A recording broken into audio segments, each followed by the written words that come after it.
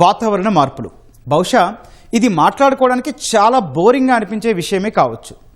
ఎన్నో ఏళ్లుగా అలా అనుకోబట్టే పరిస్థితి ఇక్కడ దాకా వచ్చింది. ఎండాకాలం రాగానే అమ్మో మాడు పగిలిపోయే ఎండలని నిట్టూరుస్తాం. వర్షాకాలం వచ్చినా ఇంతే, ఇవేం వానలు అని తిట్టుకుంటారు. చలికాలం మరో రకం విసుగు. ఏ సీజన్ అయినా సరే ఆ వాతావరణం తాలూకు ప్రభావం మితిమీరి ఉంటోంది. ఇదంతా ఎందుకు జరుగుతోంది? పర్యావరణ మార్పుల వల్ల. ఇప్పుడు అంతకు మించి ముప్పు ఇంకొకటి ముంచుకొస్తోంది. అదే సూపర్ ఎల్ నినో. ఈ ఏడాది అత్యంత శక్తివంతమైన ఎల్ నినో ఏర్పడేందుకు అవకాశాలున్నాయని హెచ్చరిస్తున్నారు వాతావరణ శాస్త్రవేత్తలు. ఈ ప్రభావం భారత్ పైన గట్టిగానే ఉంటుందని అంచనాలు వేస్తున్నారు. అదే జరిగితే వాతావరణంలో ఊహించని మార్పులు చూడక తప్పకపోవచ్చు.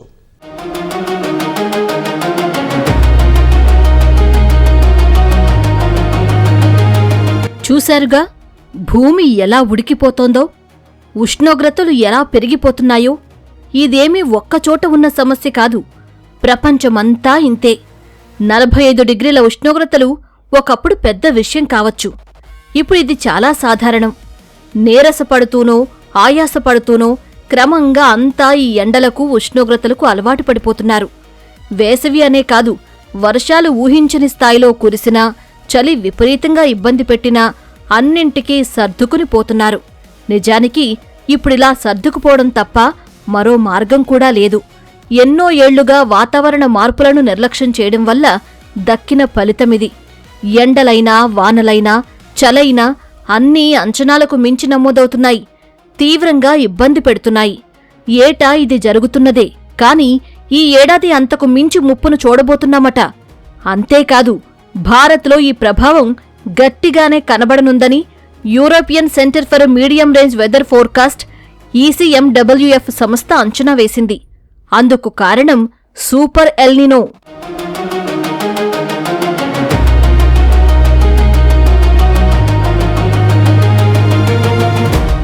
ఈ ఏడాది ఈ నేలపై అత్యంత శక్తిమంతమైన ఎల్ నినో ఏర్పడే ముప్పు ఉందన్నది పలు నివేదికల హెచ్చరిక.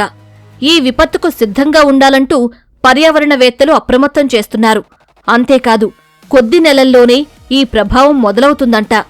ECMWF అంచనాల ప్రకారం జూన్ నుంచి ఇది ప్రారంభమవుతుంది. దశలవారీగా బలపడే అవకాశాలున్నాయి. ముందుగా మే నెలలో ఎల్ నినో ఏర్పడుతుంది. క్రమంగా ఆగస్టు నాటికి ఇది బలపడుతుందన్నది అంచనా. అదే నెలలో సూపర్ ఎల్ నినో ప్రభావం తీవ్రంగా ఉంటుంది. ఇదే జరిగితే వాతావరణ మార్పులు మరింత తీవ్రమవుతాయి. ఉష్ణోగ్రతలు విపరీతంగా పెరుగుతాయి. సమయానికి రుతుపవనాల జాడ కనిపించదు. అసలు వర్షాలు ఎప్పుడు పడతాయో తెలియని పరిస్థితి నెలకొంటుంది. ఒక్క మాటలో చెప్పాలంటే ఎవరూ ఊహించని మార్పులు వాతావరణంలో స్పష్టంగా కనిపిస్తాయి.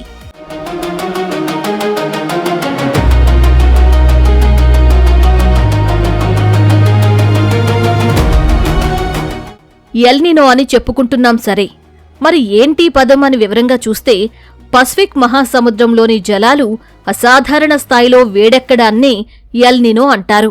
ఎల్ నినో అనేది ఓ స్పానిష్ పదం. ఇంగ్లీష్లో ది బాయ్ అనేది దీనికి అర్థం. ప్రతి 2 లేదా 7 సంవత్సరాలకు ఓసారి పసిఫిక్ మహాసముద్రంలో ఈ ఎఫెక్ట్ కనబడుతూ ఉంటుంది. 2023-24 మధ్యకాలంలో ఈ ప్రభావం కనబడింది. ఇప్పుడు మరోసారి ఎల్ నినో ఏర్పడనుంది. ఇదొచ్చినప్పుడు వాతావరణ పరిభాషలో వార్మ్ ఫేజ్ అంటారు. సముద్ర జలాలు వేడెక్కే దశ అన్నమాట. సాధారణంగా పసిఫిక్ మహాసముద్రం పరిసరాల్లో తూర్పు నుంచి పశ్చిమానికి బలమైన గాలులు వీస్తూ ఉంటాయి. అంటే అమెరికా వైపు నుంచి అటు ఆసియా వైపు వెళతాయి. ఈ గాలి ఓ బ్లోయర్లా పనిచేసి సముద్ర జలాల ఉపరితలంపై ఉన్న ఉష్ణోగ్రతను లాగేసుకుంటాయి. ఎప్పుడైతే ఈ గాలులు వీచడం ఆగిపోతుందో అప్పుడే ఎల్ నినో ఏర్పడిందని అంటారు. ఫలితంగా సముద్ర జలాలు విపరీతంగా వేడెక్కుతాయి. రాను రాను ఇవి చిక్కగా మారతాయి. సముద్రపు లోతులో నుంచి చల్లని నీరు పైకి ఉబ్బికి వచ్చే అప్వెల్లింగ్ ప్రక్రియకు బ్రేక్ పడుతుంది. ఈ కారణంగానే ఉష్ణోగ్రతలు పెరుగుతాయి. ఎల్నినో అన్నది ఒక గ్లోబల్ పరిణామం. దీన్ని మనము ఎవరో ఆపలేరు. ఇదేంటంటే ఒక సైకిల్, ఒక ఈ భూమి గమనంలో మనకి కొంతకాలం ఎండలు వానలు ఇట్లా ఎలాగో ఈ సముద్ర జలాలు కూడా కొంతకాలం అవి వేడెక్కడము, మళ్ళీ తర్వాత ఆ ప్రాంతంలో వేడెక్కిన ప్రాంతంలో మళ్ళీ చల్లబట్టము. అందుకనే ఎల్నినో లానినా అన్నవి ఒక సైకిల్. ఇదొక 2 ఏళ్ళు, అదొక ఏడాది, ఇదొక 2 సంవత్సరాలు, అదొక 3 సంవత్సరాలు అట్లా నడుస్తూనే ఉంటుంది. ప్రస్తుతం మనము గత 5-6 సంవత్సరాలు బట్టి స్ట్రాంగ్ ఎల్నినో కండిషన్ రాలేదు. అది కూడా మాన్సూన్ పీరియడ్లో రాలేదు. మాన్సూన్ పీరియడ్లో కనుక ఎల్నినో కండిషన్ ఉన్నట్టయితే డెఫినెట్గా మాన్సూన్ మీద ప్రభావం ఉంటుంది. ఎల్నినో తీవ్రత దశలవారీగా పెరిగాక అది సూపర్ ఎల్నినోకి దారితీస్తుంది. అంటే ప్రభావం మరింత ఎక్కువగా ఉంటుందని అర్థం. సూపర్ ఎల్నినో దశలో ఒక్కో ప్రాంతంలో ఒక్కో విధంగా వాతావరణ మార్పులు సంభవిస్తాయి. ఊహించని విధంగా వర్షాలు పడతాయి, వరదలు ముంచెత్తుతాయి. మరో చోట తీవ్ర కరువు వస్తుంది, వర్షం జాడే ఉండదు.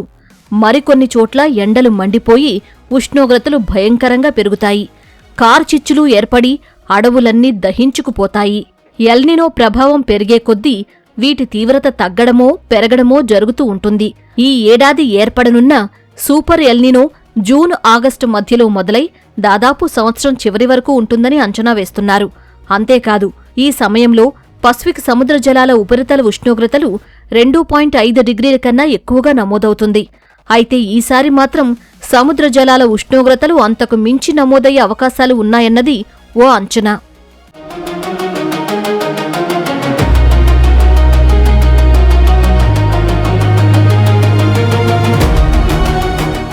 పలు అధ్యయనాల ప్రకారం 1982, 83, 1997, 98, 2015, 16 మధ్యకాలంలో ఈ స్థాయిలో వాతావరణ మార్పులు సంభవించాయి. మళ్లీ ఇన్నాళ్లకు సూపర్ ఎల్నినోతో అంతకు మించి మార్పులు చూడబోతున్నామన్నది ఓ అంచనా. అంతేకాదు 100 ఏళ్లలో ఎప్పుడూ చూడని అత్యంత శక్తిమంతమైన సూపర్ ఎల్నినోగానూ అభివర్ణిస్తున్నారు. ఎల్నినో ప్రభావం భారత్ పైన అధికంగానే ఉండనుంది. ముఖ్యంగా నైరుతి రుతుపవనాల రాక ఆలస్యమయ్యే అవకాశాలుంటాయి. ఆ మేరకు వర్షపాతం తక్కువగా నమోదవుతుంది. ఫలితంగా ఇక్కడి పంటలపై ప్రభావం పడుతుంది. అంతేకాదు భారత్లో ఉష్ణోగ్రతలు విపరీతంగా పెరిగే అవకాశం ఉంటుంది. రికార్డు స్థాయిలో వేడి పెరుగుతుంది. అంతర్జాతీయ వాతావరణ సంస్థల అంచనాల ఆధారంగా భారత్లోని ప్రైవేటు వాతావరణ అంచనా సంస్థ స్కైమెట్ కొన్ని కీలక విషయాలు వెల్లడించింది. ఎల్నినో ఎఫెక్ట్ కారణంగా భారత్లో ఈసారి మోస్తరు వర్షపాతం నమోదవుతుందని అంచనా వేసింది. ఆశించిన స్థాయిలో వర్షాలు కురవకపోవచ్చు. జూన్ మధ్య నుంచి సెప్టెంబర్ ముగిసేంత వరకు పరిస్థితి ఇలాగే ఉంటుంది. పసిఫిక్ మహాసముద్రంలో ఉన్నటువంటి జలాల యొక్క టెంపరేచరు ఈవెన్ 0.5 డిగ్రీస్ పెరిగినా కూడా అది మన ఇండియన్ మాన్సూన్ మీద చాలా ప్రభావాన్ని చూపిస్తుంది. ముఖ్యంగా ఈ భూమధ్య రేఖకు ఆనుకుని 5 డిగ్రీస్ నార్త్, 5 డిగ్రీస్ సౌత్ మధ్యలో ఉన్న పసిఫిక్ జలాల్లో టెంపరేచర్స్ పెరుగుదల ఉన్నట్టయితే దాన్ని ఎల్నినో కండిషన్ అంటాం. ఇటువంటి ఎల్నినో కండిషన్ వచ్చినప్పుడు మనకి మాన్సూన్ చాలా ఎర్రెటిక్గా ఉండడము, మాన్సూన్ డిలే కావడము, వర్షాలు సరిగా పడకపోవడము, ఇటువంటి పరిస్థితులు జనరల్గా ఎల్నినో ఉంటాయి. అయితే ఈ పసిఫిక్ మహాసముద్రం తర్వాత ఈ పవనాలు మళ్ళీ హిందూ మహాసముద్రం మీదుగా వస్తాయి. అయితే హిందూ మహాసముద్రంలో కూడా ఒక ఐఓడి, ఇండియన్ ఓషన్ డైపోల్ అనే కండిషన్ ఉంటుంది. మనకి ఇటు తూర్పు వైపున వేడిగా ఉండి పశ్చిమ వైపున చల్లగా ఉన్నప్పుడు నెగటివ్ ఐఓడి అంటాం. నెగటివ్ ఐఓడి ఉన్నట్టయితే అది కూడా మనకి మాన్సూన్ మీద నెగటివ్ ప్రభావాన్ని చూపిస్తుంది. 1997లోనూ శక్తివంతమైన ఎల్నినో ఏర్పడింది. ఆ సమయంలో పసిఫిక్ మహాసముద్ర జలాల ఉష్ణోగ్రతలు 2 డిగ్రీలకు మించాయి. అప్పుడే భారత్లోని ఉత్తరాది, మధ్య రాష్ట్రాలపై ప్రభావం గట్టిగా పడింది. అయితే ఈసారి అంతకు మించి ఉష్ణోగ్రతలు నమోదయ్యే అవకాశాలు ఉండడం వల్ల పలు రాష్ట్రాల్లో కరువు సంభవించే అవకాశాలున్నాయి. ఎప్పటికిప్పుడు ఇందుకు తగ్గట్టుగా అప్రమత్తమై చర్యలు చేపట్టాలని పర్యావరణవేత్తలు సూచిస్తున్నారు. ముఖ్యంగా వ్యవసాయ రంగంపై ప్రతికూల ప్రభావం పడకుండా చూడాలని చెబుతున్నారు. ఈ ఎల్నినో ఎఫెక్ట్తో మార్చి నుంచి జూన్ మధ్యలో విపరీతంగా వేడి గాలులు వీస్తాయి. అయితే ఈ ప్రభావాన్ని తగ్గించుకునేందుకు కొన్ని రకాల చర్యలు తీసుకోవచ్చు అన్నది వాతావరణ నిపుణుల సూచన. ముఖ్యంగా హీట్ వార్మింగ్స్ విషయంలో రెడ్, ఆరెంజ్, ఎల్లో అలర్ట్లు జారీ చేయాల్సి ఉంటుంది. ఇళ్లల్లో ఉష్ణోగ్రతలు తగ్గించేందుకు ప్రభుత్వమే కూల్ రూఫ్స్ విధానం అమలు చేయాలన్నది మరో సూచన. వ్యవసాయ పరంగా చూస్తే నీటి అవసరం తక్కువ ఉండే పంటలు పండించాలి. వర్షాలు ఆలస్యమైనా పప్పుధాన్యాలు, మిల్లెట్స్ లాంటివి వేస్తే ఇబ్బంది ఉండదు. ఇక డ్రిప్, స్ప్రింకర్ల విధానాలు అమలు చేయడం ద్వారా వర్షపాతం తక్కువగా నమోదైన రోజుల్లోనూ సాగుకు ఎలాంటి సమస్య ఉండదు. ఇలాంటి కొన్ని చర్యలతో కొంతవరకైనా ప్రభావాన్ని తగ్గించుకోవచ్చు అని ఓ అంచనా మాత్రమే. ఎల్నినో అన్నది ఒక గ్లోబల్ పరిణామం. దీన్ని మనము ఎవరో ఆపలేరు. ఇదేంటంటే ఒక సైకిల్, ఒక ఈ భూమి గమనంలో మనకి కొంతకాలం ఎండలు వానలు ఇట్లా ఎలాగో ఈ సముద్ర జలాలు కూడా కొంతకాలం అవి వేడెక్కడము, మళ్ళీ తర్వాత ఆ ప్రాంతంలో వేడెక్కిన ప్రాంతంలో మళ్ళీ చల్లబట్టము. అందుకనే ఎల్నినో లానినా అన్నవి ఒక సైకిల్. ఇదొక 2 ఏళ్ళు, అదొక ఏడాది, ఇదొక 2 సంవత్సరాలు, అదొక 3 సంవత్సరాలు అట్లా నడుస్తూనే ఉంటుంది. ప్రస్తుతం మనము గత 5-6 సంవత్సరాలు బట్టి స్ట్రాంగ్ ఎల్నినో కండిషన్ రాలేదు. అది కూడా మాన్సూన్ పీరియడ్లో రాలేదు.